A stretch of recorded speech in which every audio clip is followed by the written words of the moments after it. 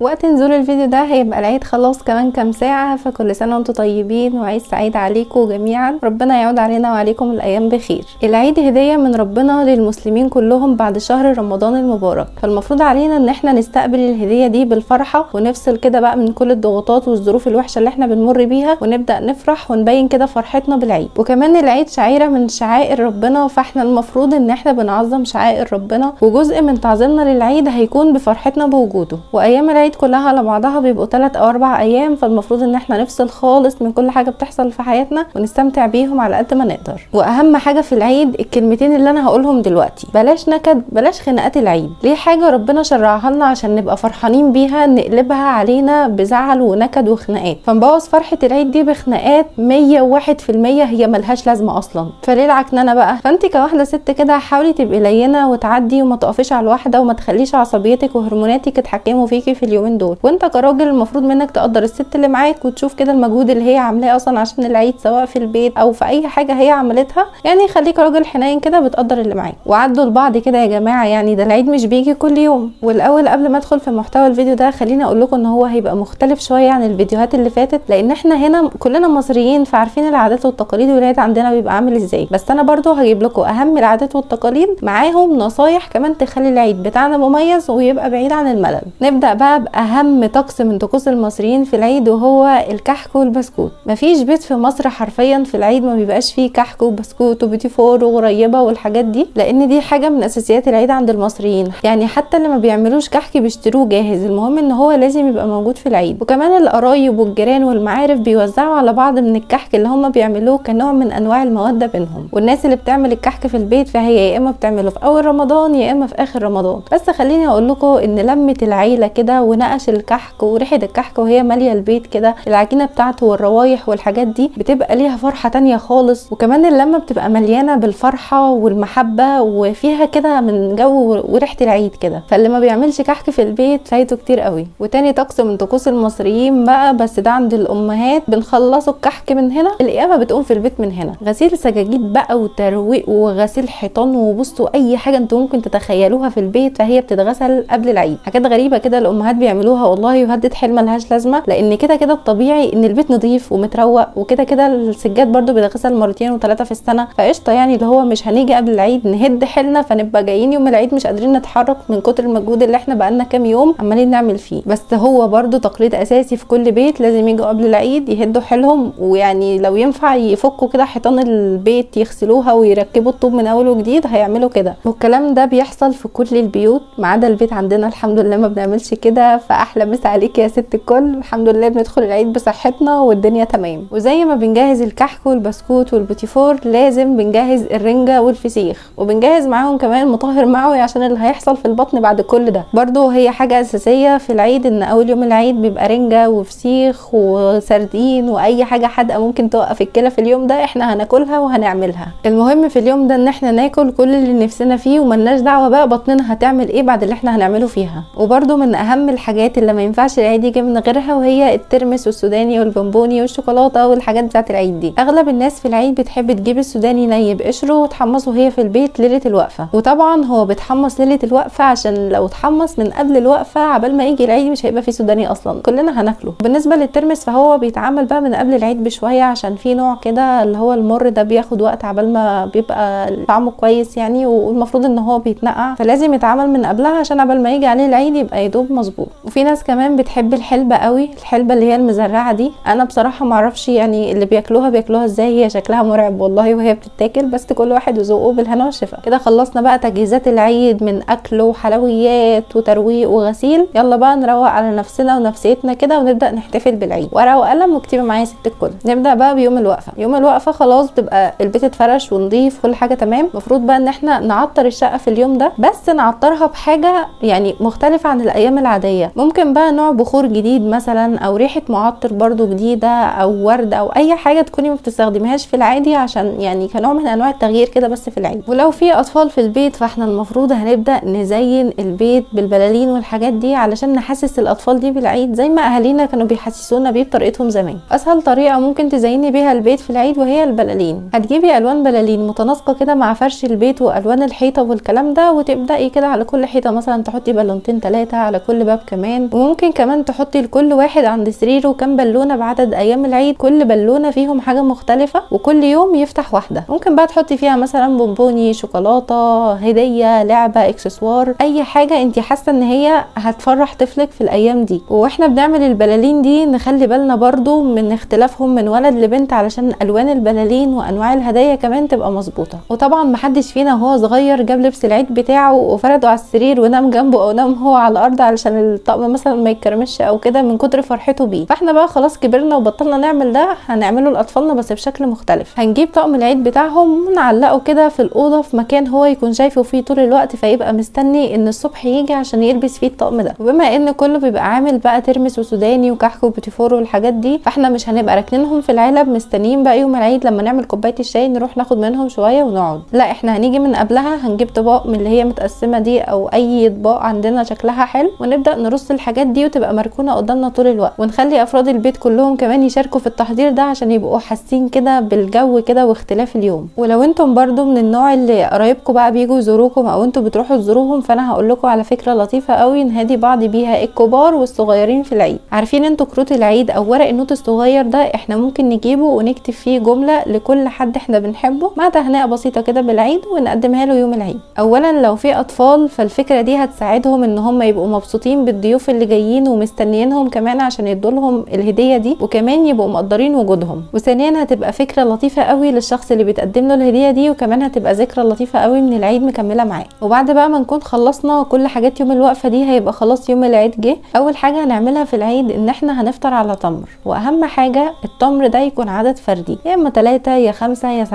لان دي كانت سنه عن الرسول صلى الله عليه وسلم. وبعد ما نفطر بقى المفروض ان احنا نبدا نجهز عشان هننزل لصلاه العيد. فينا اللي هينزل مع اصحابه وفينا اللي هينزل مع اهله. اهم حاجه ان احنا ننزل لصلاه العيد، لان بهجه العيد كله اصلا بتبقى في الصلاه وفي الجو كمان اللي بيحصل فيها من تجمعات الاهل والصحاب والمعايدات على بعض. وكمان في اماكن بيبقوا مجهزين فيها بلالين عشان يطيروها على المصلين بعد صلاه العيد، فدي برضو بتدي جو كده حلو قوي، لان البلالين بتفرح اي حد كبير او صغير. وفي اماكن بيبقى فيها ناس كمان عاملين توزيعات للعيد وبيوزعوها عشوائي على الناس بعد الصلاه، دي طبعا بتبقى فيها فرحه كبيره قوي. ومعظم التوزيعات دي بتبقى لعبه مثلا او شوكولاته وبونبوني او اي حاجه من الحاجات البسيطه دي. ده غير طبعا بتاع البلالين اللي بيبقى واقف ببلالين العيد اللي احنا نقدر نروح نشتريها منه، وكمان بتاع غزل البنات برضو بيبقى موجود. وفي ناس كمان بتبقى واقفه تبيع العاب للاطفال، فاللي مش بينزل للصلاه بيضيع على نفسه كل الاجواء دي. وطبعا الحاجات دي بتختلف من مكان للتاني. صلينا العيد وروحنا وفطرنا فطارنا اللذيذ اللي احنا كنا مستنيينه، نبدا بقى في العيديه. طبعا الاطفال اكتر حاجه بتفرحهم في العيد وهي العيديه، حتى لو مبلغ بسيط، بس اهم حاجه العيديه دي تبقى في ايده. شايفاك اللي بتقولي هاخدها واحوشها لك، في ايده، ها، ما تاخديهاش منه. وشايفاك انت كمان اللي بتقول انت كبرت خلاص مالكش عيديه. على فكره المفروض ان انا كل ما بكبر كل ما عيديتي بتكبر، لان انا اهتماماتي كمان بتكبر، فكلنا بنبقى مستنيين العيديه يعني، فحرام تكسروا بخاطرنا كده في العيد يعني. وبالنسبه لتقديم العيديه للاطفال فاحنا ممكن نجدد فيها، بدل ما نديله العيديه كده ساده كده، لا ممكن نلفها كده ونحط معاها بونبوني او شوكولاته او لعبه او اي حاجه انتوا عارفين ان هي هتفرق مع الطفل ده. ولو بنت بقى احنا ممكن نديها مع العيديه دي توكه مثلا، اكسسوار، منوكير، اي حاجه من حاجات البنات دي هتفرحها جدا برضو. وبالنسبه لتقديم العيديه للكبار ففي كده بتبقى حاجات مخصصه لتقديم العيديه او ممكن ظرف. الكلام ده في حاله ما تكونوا مقتدرين. لو انتوا مش مقتدرين خلاص مش مشكله، المهم تكرمشوا لهم العيديه في ايديهم وكل سنه وانتوا طيبين.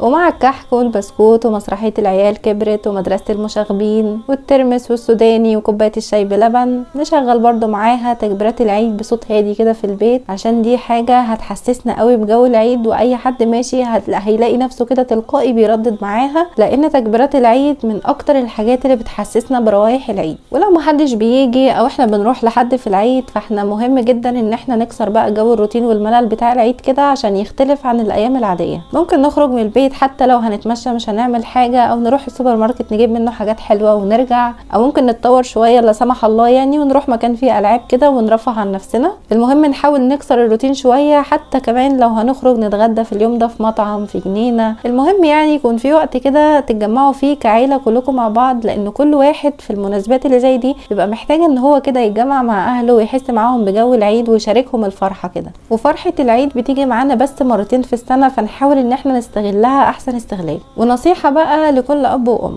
حاولوا ان انتم ما تكسروش فرحه العيد كده بالخناقات في البيت بقى بينكم وبين بعض، يعني حاولوا تهدوا الدنيا كده في يومين العيد. ولو مش قادرين تقدموا لعيالكم اي حاجه في العيد من اللي انا قلتها او اي حاجه تقدروا تعملوها، سيبوهم بقى يفرحوا بطريقتهم هم، وبلاش ترفضوا ان هم يخرجوا مع اصحابهم او يروحوا النادي او يتفسحوا طالما ان انتوا عارفين ان هم هيفرحوا في اطار الصح والمقبول. فبلاش بقى ترفضوا طريقتهم في احتفالهم بالعيد وفرحتهم بيه طالما ان انتوا عارفين ان انتوا مش هتقدموا لهم بدايل عن اللي هم عايزينه. والنصيحه التانية للمخطوبين، لو انت خاطب فانت خليك عارف ان هديتك لخطيبتك ليها معنى كبير قوي، حتى لو كان مبلغ بسيط او شوكولاتايه او عروسه لعبه او اي حاجه هتاخدها لها في العيد هتفرق معاها جدا. فبلاش ان انت تطنش الموضوع ده، وحاول تهتم بيه على قد امكانياتك، وحاول ان انت تقدمها لها بشكل لطيف. وبرده حاول اكتر ان انت تتجنب الزعل والخناق وتعدي كده وتفوت في يومين العيد، حتى لو هي بتعصبك بتضايقك، يعني خليك انت احسن منها وعدي يفوت وهي هتاخد بالها وهتلم الدور هي كمان. وبالنسبه للبنات، خطيبك مش ملزم يديكي اي حاجه في العيد اكتر من الهديه اللي هتطلع من ذمته، يعني ولا هو مطلوب منه يجيب لك 10 كيلو كحك من المكان الفلاني، ولا طقم العيد بقد كده من المكان العلاني، ولا الكلام ده خالص. افرحي بالحاجه اللي هو هيقدمها لك وخليكي قنوعه وشبعانه. وبرده هقولك انت كمان بلاش نكد وخناق ايام العيد علشان ده مش وقته، سنه طويله عندكم وتخانقوا فيها زي ما انتوا عايزين.